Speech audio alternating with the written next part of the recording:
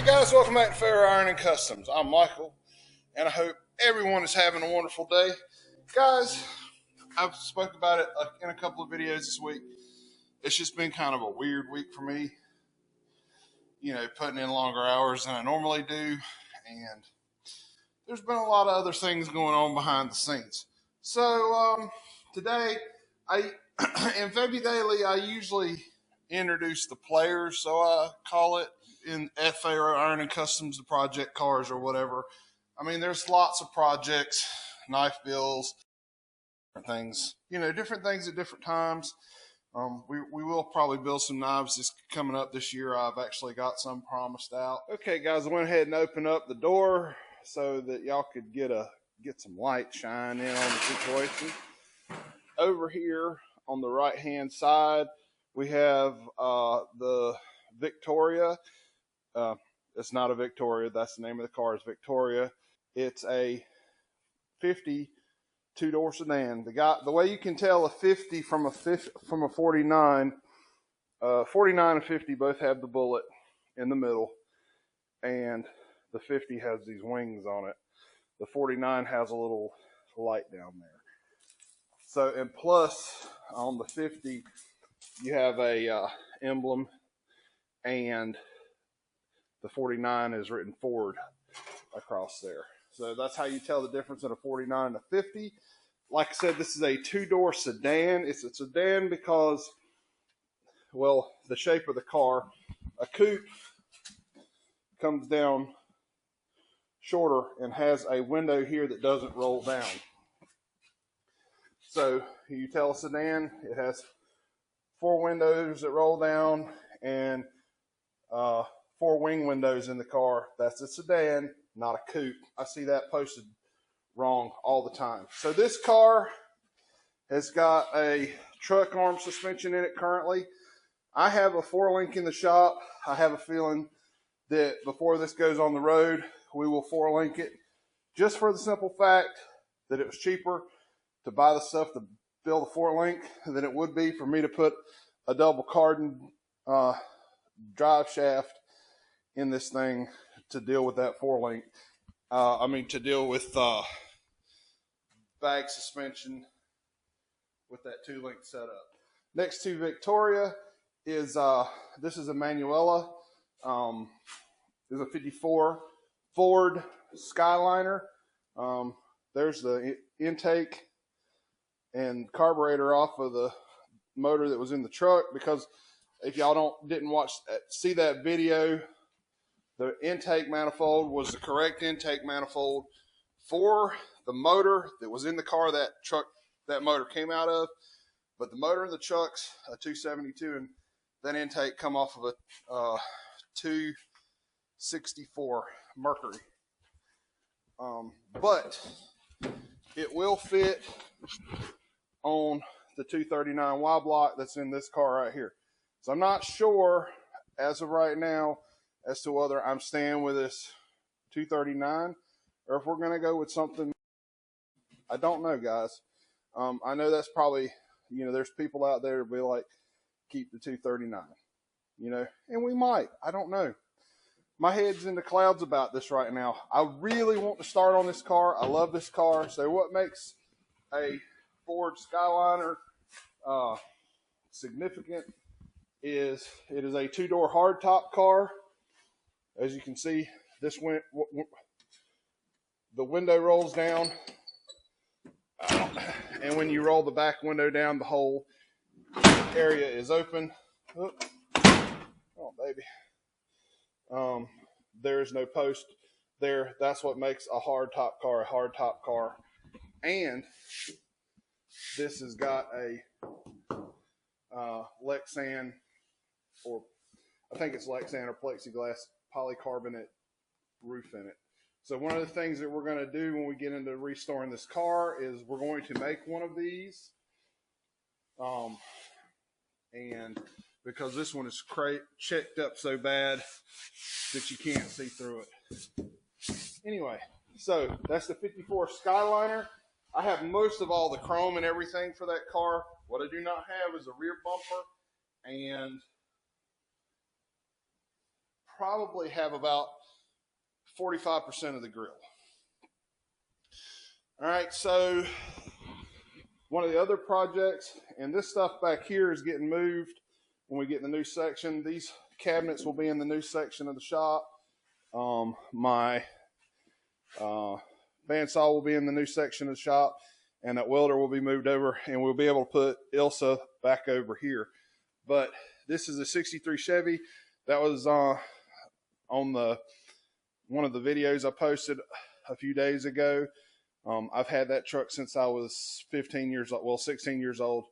It's actually the second truck. The first truck I had was a 64, and the chassis was twisted on it, so we ended up buying that truck, and the bed and the hood is off of the 64, but the rest of it's off of 63.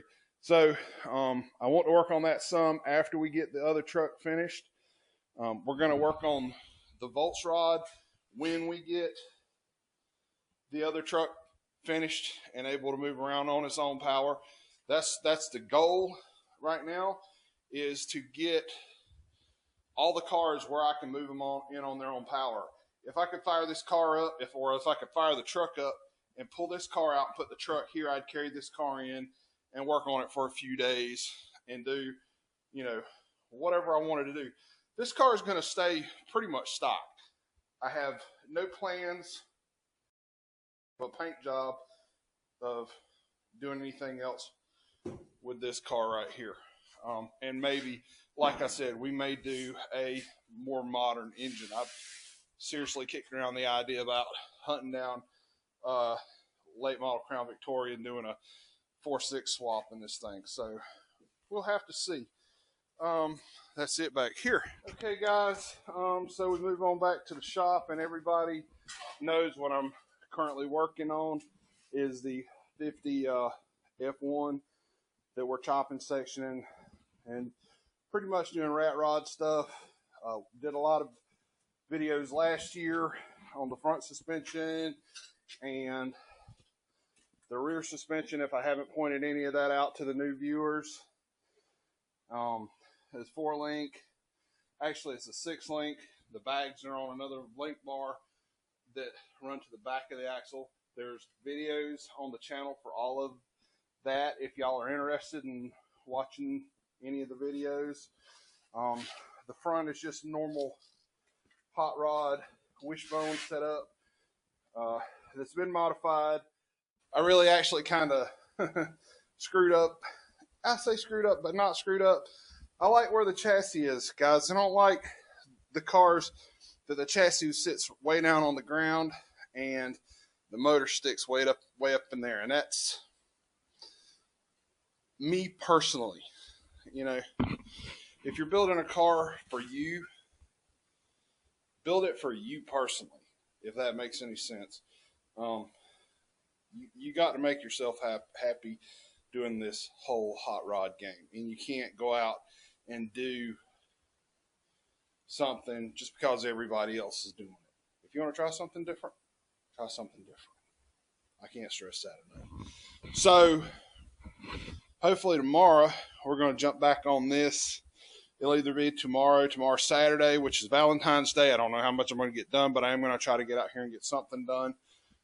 And Sunday will be a long day, so that may be the day I try to get all this welding knocked out so that we can go ahead and, say the roof chop is done on this truck. So hopefully we'll get that done in the next couple of days. So on the wall over there, you'll see the hood. That's for my wife's Mazda Protege 5. The whole car was painted like that at one time. We had the blue racing stripe that went over the top of the car, and the car was that, I think it's, no, the paint, the blue is Cobalt Fire Mist. I cannot remember what the metallic in the black was, and it has actually purple pearl in the whole paint job. But she wanted to change that car back to something that didn't get as much attention, and we went back to a black paint job on that car. That's one of the projects here on the channel. We do a little work. We still got some work to do to it. We've actually got to go in and do some work to the doors. We may do that sometime here in the next few days. I looked at the weather for next week, and it looks like the weather's going to be nice next week. I would unwrap the Volkswagen, but it's a pain in the butt where it's at to get to and do any kind of videos. So there's quite a few videos on that car. Most of that car got built a long time ago, somewhere in the early teens, maybe. I would have to think about how far back. I know we did the airbags on it in 13, 14, 15 sometime. We're going to do some different things with the suspension when we bring that back in the shop. That's going to be the next thing that comes in the shop after the truck goes out. I know my dad wants me to get my 63 Chevy and get back on it. And I really need to, but I think once this is out and I can move stuff around easier, I'm going to start swapping them off. So that within the next year, I hope to get back on the Volkswagen and that truck. And I want to get the Ford, the two-door in here, clean up its motor, finish up the transmission adapter for it, drop the flathead back in that car because it's going to keep the flathead in that car.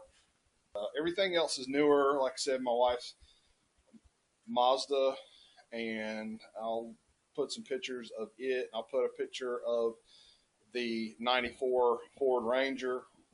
We're going to do some work to it this year. I need to get it back on the road. Matter of fact, I've got a fuel pump on it to go in it, and we will probably do that one day in the next couple of weeks when it starts getting a little warmer. Go ahead and get that where we can get it running and figure out what kind of rigmarole we got to do to get it finished, getting it legal to be back on the highway. That's it, guys. Y'all have a great day. Have a great Sunday, because this will be Sunday's video, and hopefully tomorrow we'll be welding on that truck.